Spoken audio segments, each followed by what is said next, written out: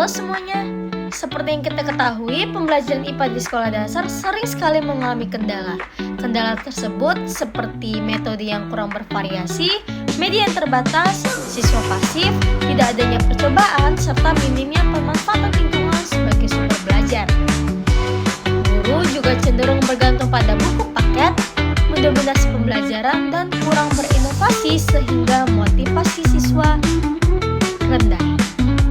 Untuk mengatasi hal tersebut, pembelajaran dapat diperbaiki dengan menggunakan PBL atau PJBL yang melibatkan siswa dalam pemecahan masalah nyata.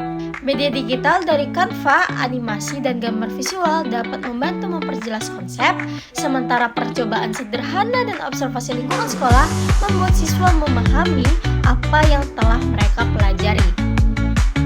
Lembar kerja digital dan penilaian proses membantu meningkatkan efektivitas belajar dan permainan edukatif seperti kuisis mendorong motivasi siswa.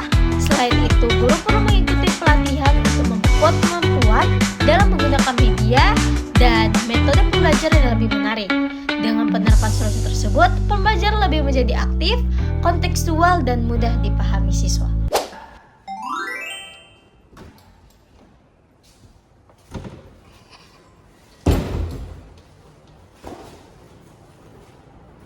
Baik, assalamualaikum warahmatullahi wabarakatuh. Selamat siang semuanya. Waalaikumsalam warahmatullahi wabarakatuh. Selamat siang Ibu. Iya anak-anak, di sini Ibu akan menjelaskan pelajaran yaitu di mana judulnya adalah kemana air mengalir. Jadi air selalu mengalir dari tempat yang lebih tinggi ke tempat yang lebih rendah. Hal ini terjadi karena adanya gaya gravitasi dan menarik air sehingga bisa menarik air ke bawah. Ketika air berada di permukaan yang miring, alirannya akan mengikuti arah. Baik anak-anak, di sini Ibu mau nanya nih, setelah hujan tuh misalkan bisa lihat di lingkungan sekolah kita tuh setelah hujan tuh airnya tuh mengalir ke luar gerbang. Kenapa airnya nggak mengalir ke kantin atau ke kelas? Nah itu kira-kira karena apa?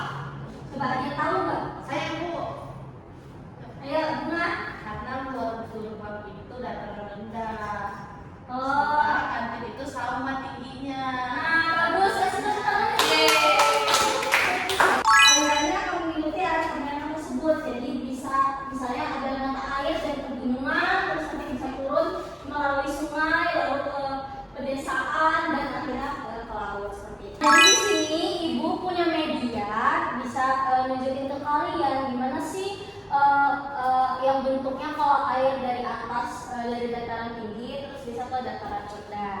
Nah, jadi di sini ini ada gambar gunung, kan ada sawah-sawah dan laut. Nah, jadi kan tadi udah Ibu bilang ya, kalau misalnya air itu mengalir dari tempat tinggi ke tempat rendah, sehingga bisa mengalir air ke bawah.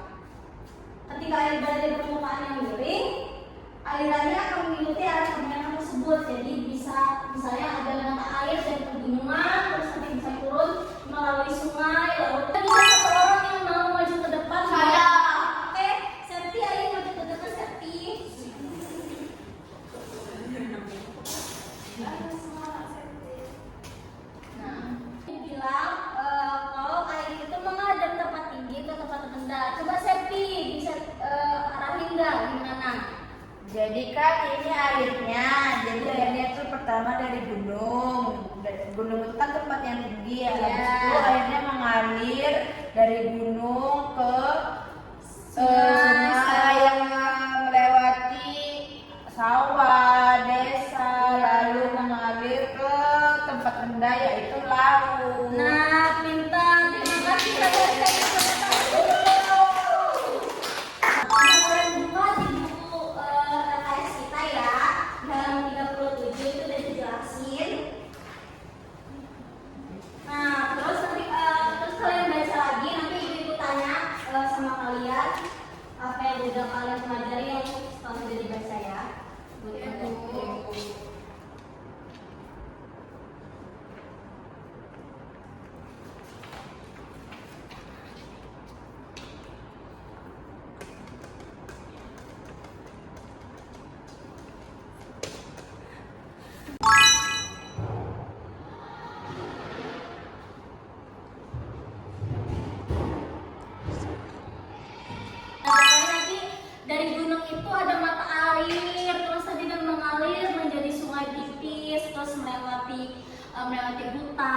perkampungan dan sawah. Terus nanti sungainya itu akan mengalir ke arah laut. Jadi bisa kalian lihat langsung ya, ini contohnya nih. Oke, udah semua dibaca bukunya? Sudah, Bu. Udah, di sini Bu mau nanya sesuai dengan apa yang tadi kalian baca ya. Kenapa air mengalir dari tempat tinggi ke tempat rendah? Coba itu kita tanya dulu. Ada yang bisa kasih tahu nggak apa jawabannya? Apa yang kalian baca tadi?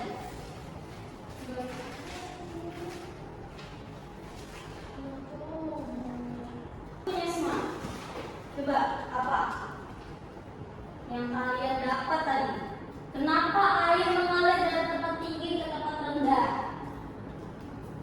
Coba di sini apa tadi yang kamu baca? Coba simpulkan. Nggak tahu. Terus dari tadi ngapain aja kalian? Begitu. Nah di sini kalau ada games, tapi pertanyaan. Nah yang bisa jawab nanti ibu bakal kasih hadiah, oke? Semuanya harus bisa jawab, oke? Oke. Untuk pertanyaan pertama, oke. Untuk pertanyaan pertama adalah ketika aliran air melewati permukaan yang angkasa, kecepatannya akan. Ayo siapa yang bisa menjawab?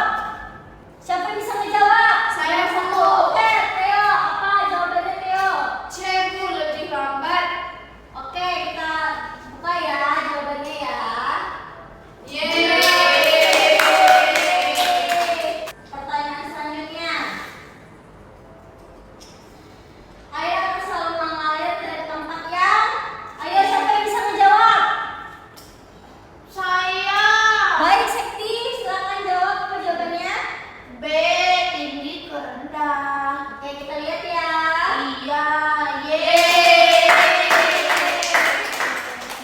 Nah, jadi seperti yang Ibu jelaskan tadi, pokoknya airnya itu mengalir dari ke tempat tinggi terus ke tempat rendah seperti itu ya anak-anak. Bisa menjawab? Saya satu. B, ini airnya. Jadi airnya itu pertama. Alirannya akan mengikuti arah pemilihan tersebut. Jadi misalnya ada mata air dari pegunungan terus nanti bisa turun melalui sungai lalu ke pedesaan dan akhirnya ke laut seperti itu. Nah selain dari sini tuh kalian bisa melihat dari kehidupan sehari-hari kalian seperti kalau misalnya lagi nyuci piring tuh kan. Nah kalau nyuci piring tuh airnya kan turun ke lubang wastafel ya. Nah itu bisa kalian bayangkan dia tuh dari lubang wastafel dia bakal kemana gitu. Itu bisa kalian lihat dari kehidupan sehari-hari. Itu bisa kalian pikirkan guys ya. Oke. Biar tidak pada nanti semua biar bisa